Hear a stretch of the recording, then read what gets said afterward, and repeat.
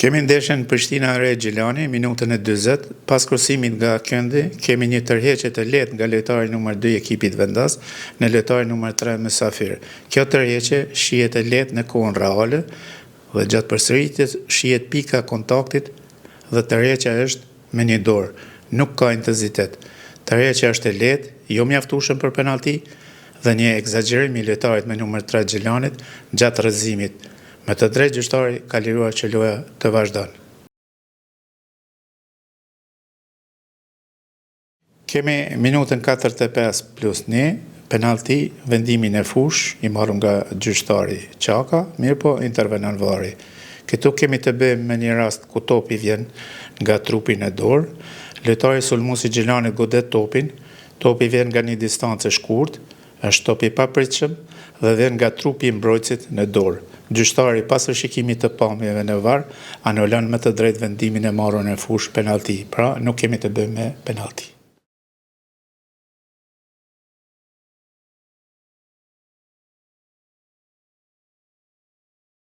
Ndeshjen Drita Malisheva e kemi shkoqitur një rast të minutës 66, penalti për klubin e Dritës. Këtu kemi një ndërhyrje të paliruar të portierit Malishevës, i cili vonohet në dalje për të arritur topin, ku i pari tek topi mbrin sulmuesi vendas Manaj, ku gëdhet topin me kokë dhe pason ndërhyrja e portierit me trup dhe duar në manën.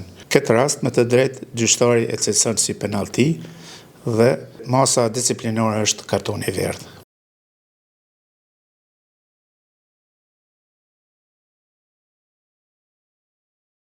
Kemi një rast Drënica Prishtina, kemi minutën e 84, kemi penalti për klubin e Drënicës pas intervenimit të varit, ku bazë pamjeve që kemi, ndërhyrjen e portierit të Prishtinës në lojtarin sulmues Drënicës me numër 11, shifet që e ka këmbën e ngritur dhe godet sulmuesin. Kjo ndërhyrje hyn në kategorinë e ndërhyrjeve të pamatra dhe të nxituara dhe gjyqtari pas rishikimit të pamjeve sinjalizon penalti për ekipin e Drënicës dhe kartonit të verdhë për portierin e Prishtinës.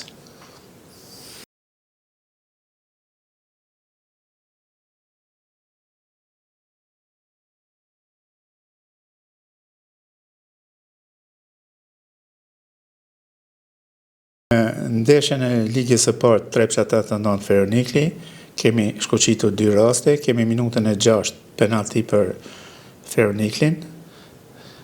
Gjatë krosimit kemi një prekje me dorë të lojtarit me numër 4 të klubit futbollistik Trepça 89, gjyqtari nuk e marr vendimin e fush për penalti.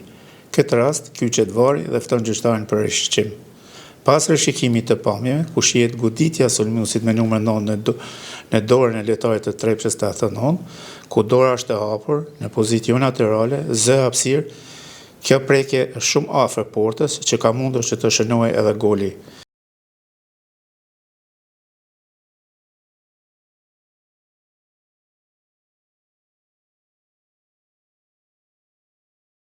Rastin tjetër kemi në minutën 76, penalti për klubin futbollistik Trepça, topi krosuar vjen nga një distancë e lagut, ku aty gjendet lojtari me numër 13 e ekipit Mysafir, ku godet topin me këmbë dhe shkon në drejtim të dorës, ku dora është e hapur dhe lart në pozitë jo natyrale.